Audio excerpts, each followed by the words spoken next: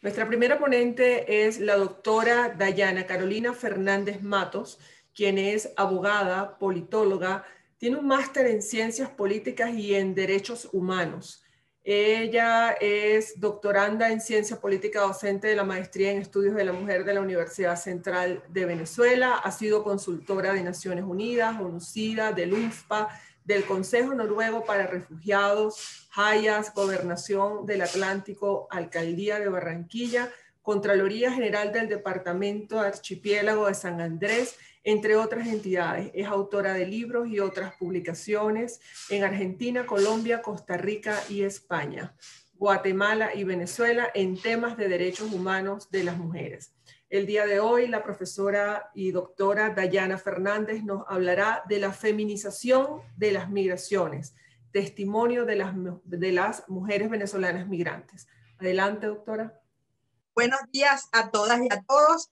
Para mí es un placer estar aquí con ustedes el día de hoy. Agradezco a las tres organizaciones que convocan y que coordinan esta campaña, a Éxodo, un agradecimiento especial a Reina Valls, también a Voces de Género de Venezuela y a Mulier.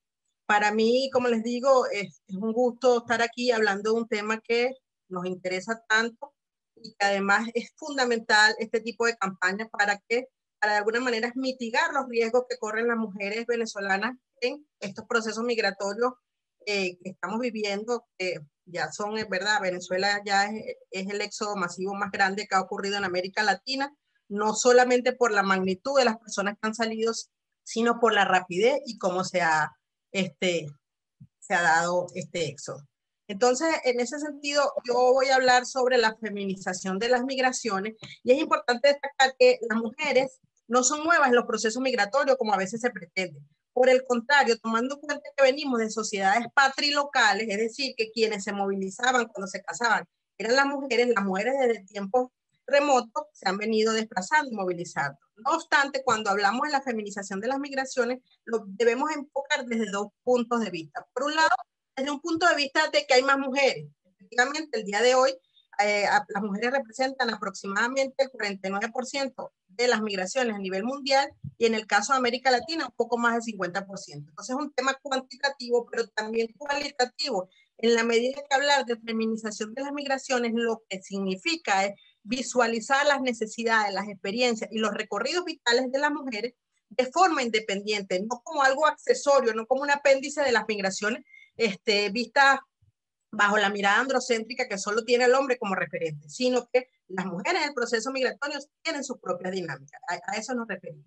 Entonces, para yo hacer mi trabajo, me enfoqué, además de en temas documentales, en investigaciones, en informes escritos provenientes de distintas partes de América Latina, y me enfoqué en América Latina porque es un elemento fundamental de las migraciones venezolanas, es que el 75% de esta migración es una migración que está caracterizada por estar en los países vecinos. Entonces estamos hablando de una migración sur-sur. Y además, toda esa migración, en más del 50%, estamos hablando de personas en situación administrativa irregular, quienes corren más riesgo de ser víctimas de distintos tipos de abuso, de trata y de violencia sexual basada en género.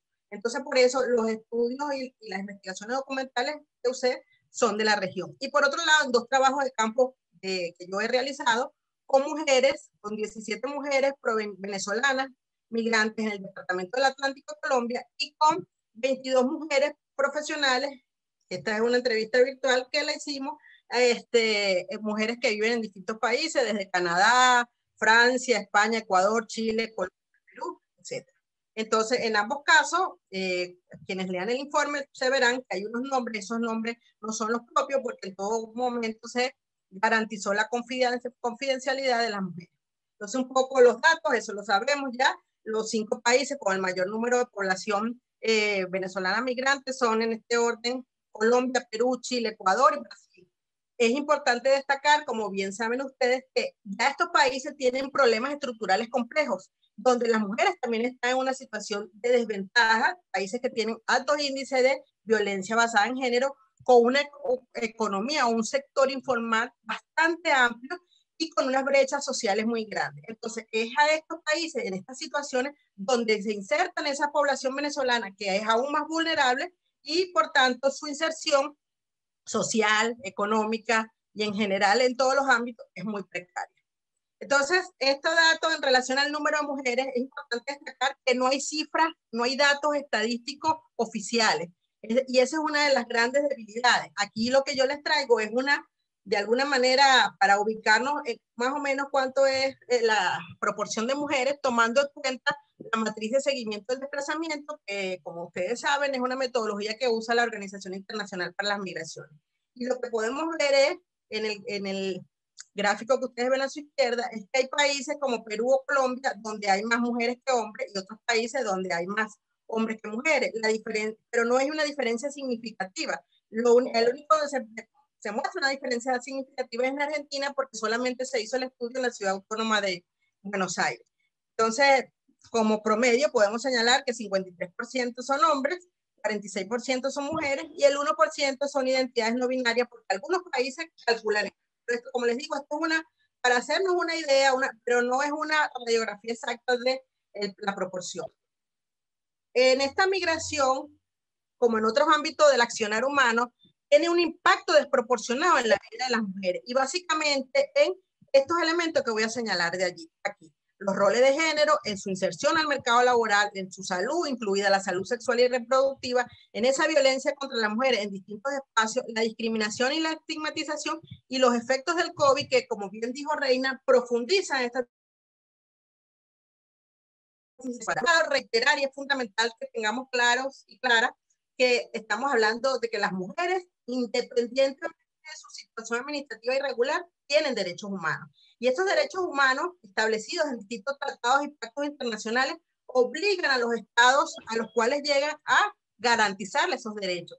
Miren, no es casualidad que en el año 2018 la Comisión Interamericana de Derechos Humanos, en su resolución 218, señaló expresamente que la migración venezolana es una migración forzada y por tanto exhortó a los estados de la región a que les garantizaran los derechos y que aplicaran la Declaración de Cartagena, que amplía la definición de refugiado e incluye las personas que huyen y salen de sus países por violencia generalizada y violación sistemática de los derechos humanos. Entonces es importante que se entienda y se reitere que las personas, independientemente de si tienen o no documentos, tienen derechos humanos.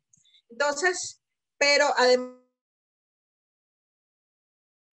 cuando abordamos e intervenimos en este tipo de programas hacia las personas migrantes, también es importante entender que es fundamental el enfoque de género, porque el género se convierte en un principio organizador y estructurante de los procesos migratorios. Pero el género no actúa solo, es decir, junto con el género se dan otras categorías o condiciones sociales que establecen mecanismos de exclusión mucho más amplios. Entonces, está el género, pero también está el origen étnico, la condición social, la orientación sexual y un conjunto de elementos que están presentes en la identidad de una persona y que pueden establecer una situación de mayor exclusión. Un caso particularmente grave es el caso de las mujeres venezolanas indígenas, que ya de por sí son indígenas, son mujeres, están en una situación de pobreza. Ok, pero resulta que ellas además no tienen documento de identidad venezolana. Bueno, los motivos para salir de Venezuela, aunque podemos señalar la emergencia humanitaria compleja, pues cada mujer señaló una gran cantidad de motivos, todos estos vinculados sin duda alguna con ese contexto que las llevó a salir del país.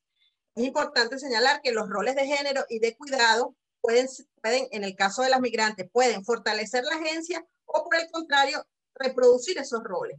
Entonces, en el caso del cuidado pasa algo que hay mujeres que antes trabajaban en Venezuela y que ahora no pueden trabajar. ¿Por qué? Porque no tienen esas redes familiares y por tanto su trabajo es un trabajo doméstico no remunerado. También nos encontramos con las adolescentes que tienen que asumir el cuidado de los hermanos, por lo que eso implica para su desarrollo personal. Nos encontramos con mujeres que hacen cuidado transnacional, es decir, cuidado a través del celular o de otros medios, hacen las tareas con los hijos, etcétera, etcétera. En el caso de la discriminación y estigmatización, fíjense que de todas las mujeres entrevistadas vía virtual, de las 22 mujeres entrevistadas, 19 de ellas contestaron que el principal problema que tienen las mujeres venezolanas es la estigmatización sexual. La estigmatización es un sello, una marca que coloca a la persona en una situación de que esa connotación que se le da a un elemento sea deshonroso y vergonzoso. Entonces lo que ocurre es que hay una estigmatización sexual del origen nacional en contra de las venezolanas, que es reforzado por las ideas misóginas de los medios de comunicación y las redes sociales, y que está generando además esos femicidios y esa impunidad que estamos viendo. En cuanto al derecho al trabajo, las mujeres venezolanas les pagan menos que a las nacionales, ganan menos de salario mínimo, no están en los servicios o las prestaciones de seguridad social, ocupan nichos tradicionales como el servicio doméstico, el sector no estructurado. También hay dificultades significativas para las profesionales para poder convalidar los títulos, por lo que se produce una descualificación. A todo ello hay que agregarle la violencia de género que sufren en estos ámbitos, que es bastante grande, y todas hablan de este tema. En cuanto al derecho a la salud, bueno, por un lado está el tema de los embarazos, porcentaje de embarazo. Hay un dato importante. Un dato importante es que las mujeres no se hace ningún control o los controles son mínimos. Pero yo quiero destacar el tema de la salud mental. El síndrome de estrés crónico, que se conoce como el síndrome de Ulises, está marcado por la tristeza, el llanto, por dolores articulares, por la fatiga, la molestia, y que muchas de las mujeres entrevistadas manifestaron estos elementos. Por último están los efectos del COVID, ¿verdad? Ante la estigmatización y la discriminación que ya existía, se ve profundizada con los efectos del COVID. Muchas mujeres perdieron su empleo o no pueden trabajar en la economía informal, pero también nos encontramos con que aquellas que trabajan en el servicio doméstico pueden verse sometidas a la explotación laboral porque las obligan a estar encerradas en la casa y no pueden salir. Entonces, para finalizar, algunas recomendaciones vinculadas especialmente con el caso de las mujeres es la necesidad de datos estadísticos desagregados por sexo, que se incorporen los enfoques de género, interseccional y de derechos humanos en todas las estrategias, programas y proyectos. Una cosa fundamental, y todas y todos lo sabemos, es capacitar a los funcionarios y las funcionarias en temas vinculados con los derechos de las mujeres, superar las visiones familistas, es decir, a las mujeres que sea vista en su condición de mujer y no solamente como parte de una familia, porque eso invisibiliza las necesidades de las mujeres. Y por último, priorizar en las agendas de atención a la población migrante el tema del cuidado, porque en la medida que no se priorice eso y no se vea que el cuidado es un derecho humano, va a seguir siendo una carga, una responsabilidad únicamente de las mujeres. Y con esto termino, y sin duda alguna, como dice la campaña, hay que informarnos, hay que informar y dibujar la mejor ruta para las mujeres. Muchas gracias. Excelente.